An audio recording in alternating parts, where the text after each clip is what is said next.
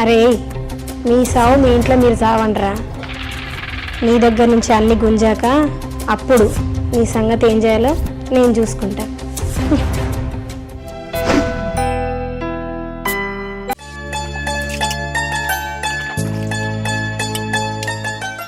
Paper చదువుతున్నారా?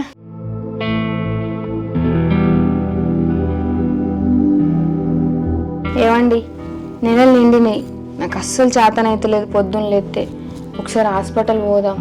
ఇవాళ ఏదైనా పని ఉంటే పెట్టుకోకండి, సరేనా?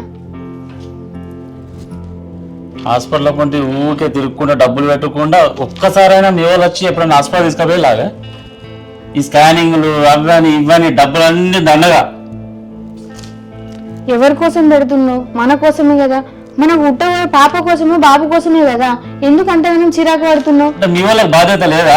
మాకే ఉన్నదా బాధ్యత? ఎవరికి లేదో కనిపిస్తుంది. అవునా? మీ వాళ్ళకి ఫోన్ చేయి తీసుకోపోమ్మని. వాళ్ళు ఎందుకు తీసుకుపోతారు? ఇవాళ ఏదైనా పని ఉంటే ఏం పెట్టుకోకు, ఇద్దరం కలిసి హాస్పిటల్ పోదాం. నా దగ్గర రూపాయి లేదు. మీ వాళ్ళకి ఫోన్ చేసి డబ్బులు పంపించమని తీసుకోపోతా. ఏందబ్బా గట్లా మాట్లాడుతున్నావు? నాన్నకు ఫోన్ చేసి అడిగిన డబ్బులు, కానీ ఈసారి వెళ్ళాయట వాళ్ళకు. మనల్ని హాస్పిటల్ ఉంచుకోమన్నారు. ఈ ఒక్కసారి పోదాం తీయరాదు మనమే? అవునే, మీ ఊళ్ళో ఇప్పుడు వచ్చినట్టు చూపెట్టినట్టు అన్నది పిల్లలు చదువుకున్నాడు, చదువుకుంటానా.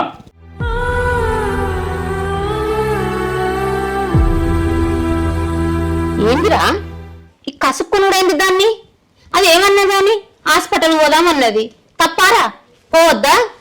వాళ్ళ అమ్మగారే చూయించాలని ఏముందిరా? పుట్టబోయేటోడు మన ఇంటి వారసుడు, మనం చూయించుకోవచ్చు.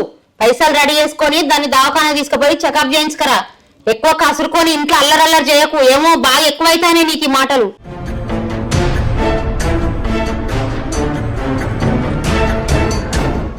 ఏ నాకాడ పైసలు లేవే,